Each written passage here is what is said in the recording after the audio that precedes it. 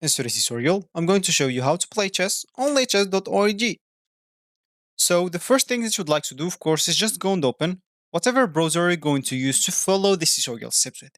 Here in my case, I'm actually using Brave, but of course in your case, you can use any other browser, could be possibly working for you in your PC, or whatever you're working with. Could be Google Chrome, could be Microsoft Edge, Firefox, Opera, or any other browser, even Internet Explorer if it's working for you. Once you open your browser, simply go to this URL section and type lichess.org and hit the enter button. That should take you to this page, which is going to be the home screen or the main screen of lichess.org. Of course, here, the first thing that you would like to do is just go to the top right corner option sign in and click on it so you can actually sign in into your account if you have one.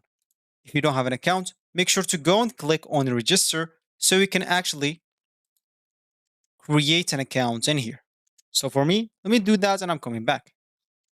So once you're logged in or sign in or even create an account, you'll find yourself with this home screen or this main screen on the list on the lichess.org website. And of course, you'll find your username here at the top right corner. That means you're signed in.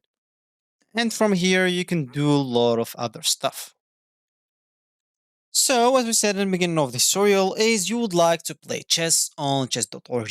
So, of course, if you want to play, you can simply go to this top left panel here. You can hover display, click on create a game. If you want to play like a normal game, you can play on arenas, you can play in Swiss tournaments, and on simultaneous exhibition. Of course, you can play on even this quick pairing. You can just choose here whatever suits you. And of course, this will be rated. You can go here to lobby and choose someone to play against. Simply go and click on their name and you will simply go and play against them. As you can see this as an example, and you can make your moves. For me, I'm not going to play. So this will be actually for this tutorial. I hope you like it. Thank you guys for watching and goodbye.